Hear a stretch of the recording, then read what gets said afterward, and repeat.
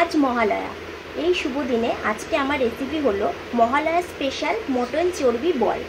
এটা তোমরা বৃষ্টি ভেজা বিকেল বা শীতের সন্ধ্যায় গরম চা বা কফির সাথে ইভিনিং স্ন্যাক্স হিসাবে ট্রাই করতে পারো, অথবা পুজোর 5 দিনের মধ্যে যে কোনো একদিন সন্ধ্যাবেলা এটা ইভিনিং স্ন্যাক্স হিসাবে রাখতে পারো।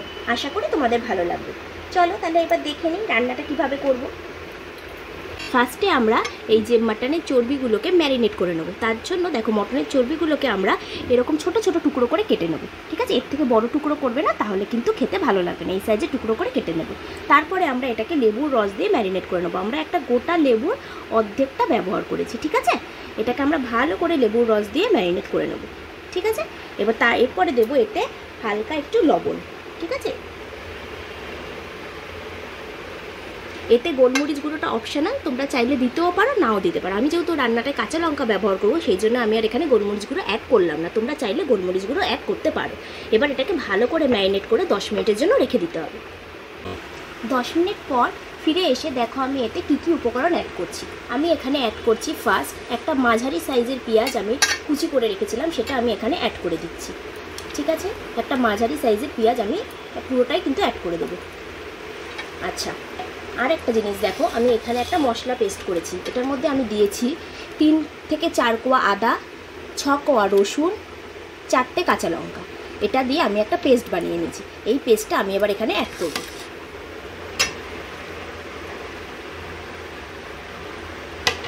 ঠিক আছে, বলো। এবার দেখো আমি এখানে অ্যাড করছি বড় সাইজে ভর্তি করে 2 চামচ মতো বেসন।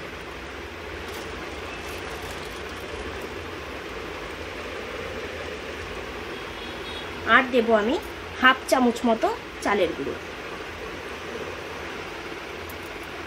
ঠিক আছে? এবার এটা আমি শুকনো করে পুরো মেখে নেবো। যদি প্রয়োজন হয় তাহলে আরেকটু বেসন তোমরা অ্যাড করতে পারো। মাখাটা কিন্তু পুরো শুকনো হবে, একটু জল ভাব থাকলে হবে না।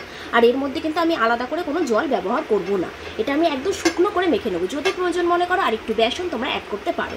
মাখা হয়ে গেলে আমি এর মধ্যে অ্যাড করব লবণ। দেখো মাখাটা আমি ঠিক কতটা শুকনো করে মেখে নিয়েছি, তোমাদের দেখিয়ে দিচ্ছি। দেখো এর মধ্যে কিন্তু এতটুকু জল ভাব নেই, দেখেছো কতটা শুকনো করে মেখেছি।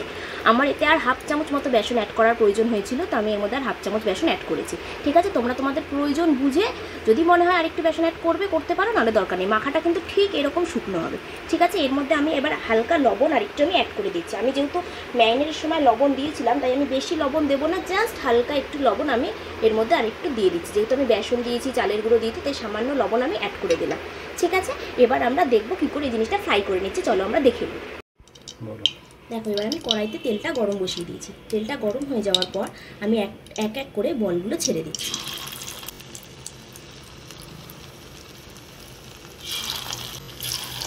এগুলো কিন্তু আমি সব ব্রাউন করে ভেজে নেব। বেশি কড়া ভাজবে না, তাহলে খেতে ভালো লাগবে না। ব্রাউন করে ভেজে নিতে হবে। দেখো আমার এক পিঠ ভাজা হয়ে গেছে, আমি উল্টিয়ে দিয়েছি। এবার আমি অপর পিঠটা ভেজে নেব। ঠিক এরকম ব্রাউন করে ভাজতে হবে, বেশি ভাজলে কিন্তু ভালো হবে না। এই দেখো বন্ধুরা, আমার মাটন চর্বির বল কিন্তু একদম রেডি হয়ে গেছে। আমি তোমাদের সার্ভ করে দেখিয়ে দিচ্ছি।